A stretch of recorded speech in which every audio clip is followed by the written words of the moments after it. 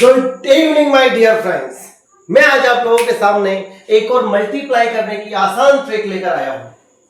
मैंने आप लोगों को मल्टीप्लाई करने के लिए इससे पहले भी कई सारी ट्रिक्स के बारे में बताया है, लेकिन मैं आज उससे भी बढ़िया एक ट्रिक मल्टीप्लिकेशन के लिए लेकर आया हूं। और उस ट्रिक को समझने के लिए कुछ इंफॉर्मेशन जो हमें ध्यान रखनी होगी। देखिए, सबसे पहले बेस नंबर्स क्या होते हैं। बेस नंबर्स वो नंबर्स होते हैं जिनके लास्ट में जीरो होता है।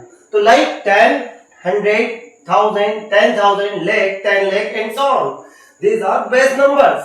And सब बेस नंबर्स क्या होते हैं? लाइक सब बेस नंबर्स होते हैं 20, 30, 40, 50, 60, 70, 80, 90, 20, 100, 90, 100, 110 and so on. ठीक है, ये सब होते हैं हमारे पास बेस नंबर्स। अब हम इन नंबर्स की मदद से एक डेविएशन मेथड के थ्रू हम कैसे मल्टीप्लिकेशन करेंगे। तो व्हाट इज डेविएशन? डेविएशन का मतलब होता है कि कोई भी नंबर इन बेस नंबर से अगर बड़ा है या छोटा है तो वो जो कितना बड़ा है, वो नंबर जितना बड़ा है वो नंबर डेविएशन कहलाता है। लाइक एग्जांपल 14 किसके नियरर है? 10 के नियरर है। अब ये 10 से कितना मोर है? 4 मोर है, तो it's deviation is +4। 15 is 5 more than 10, then its deviation is +5।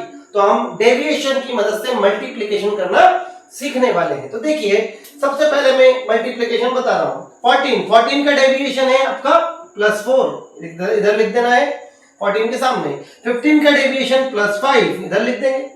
अब क्या करेंगे हम करेंगे इन दोनों का मल्टीप्लाई। तो 5 × 4 20 + 20, और हम 15 में या तो 4 ऐड कर लें या 14 में 5 ऐड कर लें, एक ही बात है। 15 + 4 करेंगे 19। तो देयर आर टू पार्ट्स।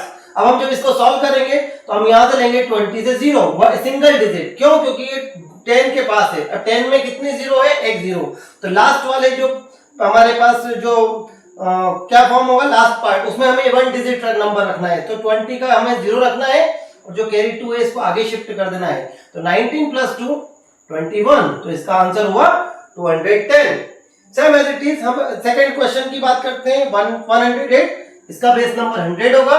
किसके नियरर है? 100 के नियरर है। तो कितना मोर है 100 से? 8 मोर है, तो इसका क्या हुआ डेविएशन? +8। इसका डेविएशन हुआ +2। इन दोनों का मल्टीप्लिकेशन किया 16। यहां पे 102 में 8 को ऐड कर दिया या 108 में 2 को ऐड कर दिया, तो 110। अब देखिए, यहां पर बेस नंबर 100 है तो यहाँ पर 2 डिजिट हमको रखनी पड़ेगी। तो हमारा आंसर हो गया 16 एज इट इज, और 110, तो आंसर हो गया 11016। सेम एज इट इज इस क्वेश्चन का आंसर आप लोग निकालेंगे। सेम एज इट इज अगर मैं इस नंबर्स की बात करता हूं 28, 25, तो देखिए बेस नंबर 10 के पास नहीं है, सब बेस नंबर 20 के पास है। तो हम क्या करेंगे, ये 20 से कितना मोर है? +8। ये 25 से कितना मोर है? +5। अब इसकी प्रोसेस क्या है? 8 × 5 किया 40।